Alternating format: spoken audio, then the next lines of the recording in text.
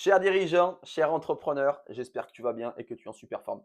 Je m'appelle Rémi Claudel, j'ai 39 ans, je suis business mentor et investisseur.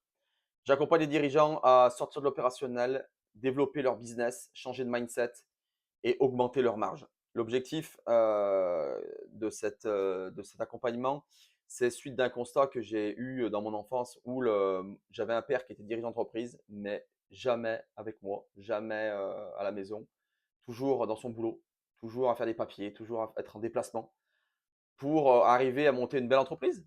Mais au final, il a stagné, mais il n'a jamais eu vraiment de vie. Il a jamais su mettre de l'argent de côté ou faire des bonnes choses pour pouvoir être tranquille à la retraite pour plus tard.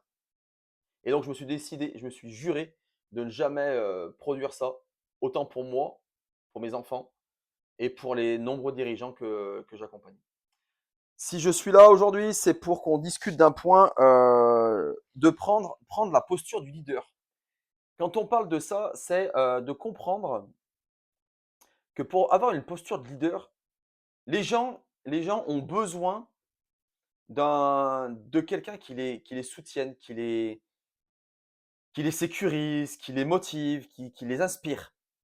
Et si tu n'es pas inspirant, ou toutes les autres qualités que j'ai énoncées avant, si tu n'es pas inspirant, influent auprès de ton équipe, tu ne seras jamais leader de ton business.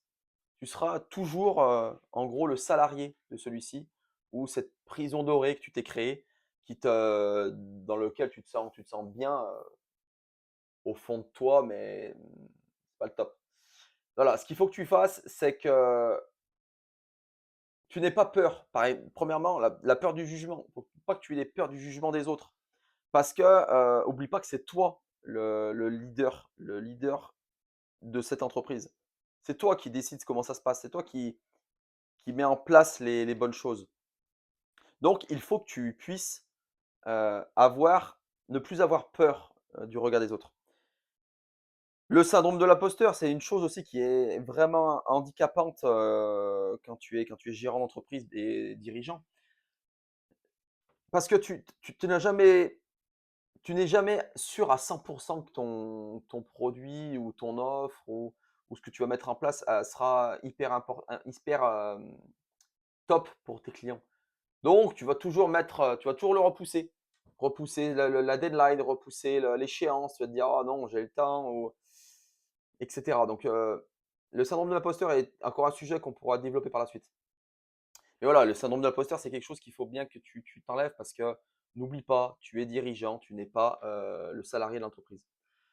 Le besoin de tout contrôler, ça aussi, ça c'est quelque chose que notamment mon père a fait toute sa vie et il continue de le faire parce il a fait ça toute sa vie, donc maintenant pour le changer, c'est compliqué. Euh, on peut pas tout savoir.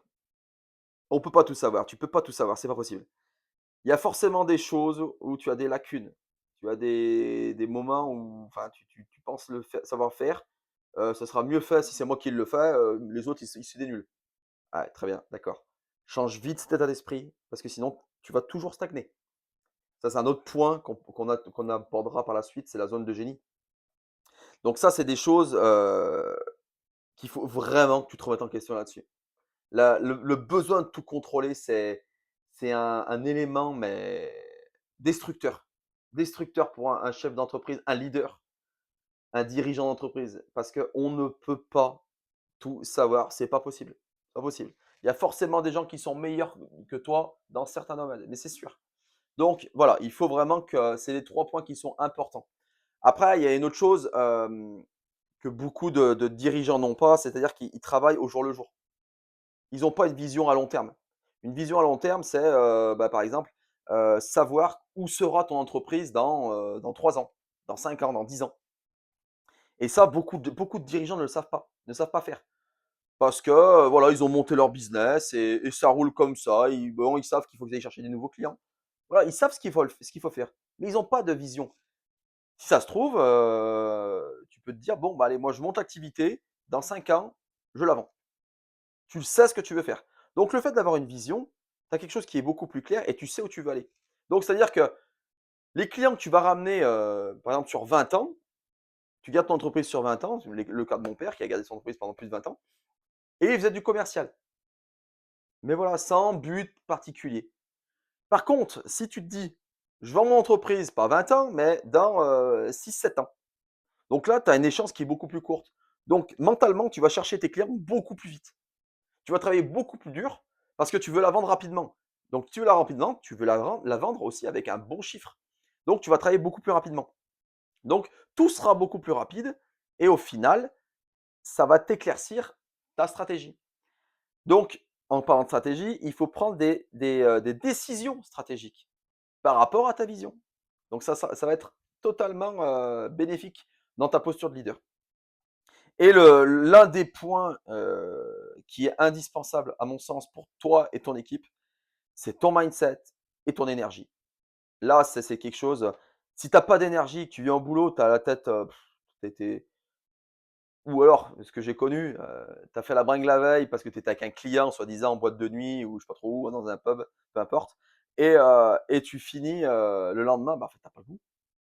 Donc tu vas voir ton équipe, tu arrives dans un état dégueulasse, tu as pas d'énergie et tu crois que tu vas donner des que les personnes qui sont, les personnes qui sont tes salariés ou qui travaillent avec toi vont avoir l'envie, vraiment, tu penses vraiment qu'ils vont avoir l'envie de se donner, de se défoncer pour toi qui es, en train de boire des canons avec et aller au resto constamment avec tes clients soi-disant? Parce que tu es pas obligé d'aller boire des canons et tu peux tout à fait rencontrer ton client. Ça se passe très bien autour d'un café ou un repas rapide à midi et tu repars. Pareil, ton énergie, si tu fais un repas à midi avec ton client, évite tout ce qui est les aliments qui vont saper le moral, l'après-midi. Donc évite tous les féculents qui sont hyper durs à digérer, et cetera, et cetera. Donc voilà, ça c'est des points qui sont techniquement, indispensables si tu veux avoir une bonne posture de leader. Plus ta vision, ton business, et ta posture sera importante, plus ton équipe te suivra et avancera avec toi parce qu'elles auront tu leur donneras l'énergie pour aller plus loin. Voilà, j'espère que cette petite vidéo sur la posture de leader te plaît. N'hésite pas à laisser des commentaires et t'abonner pour plus de contenu. À bientôt.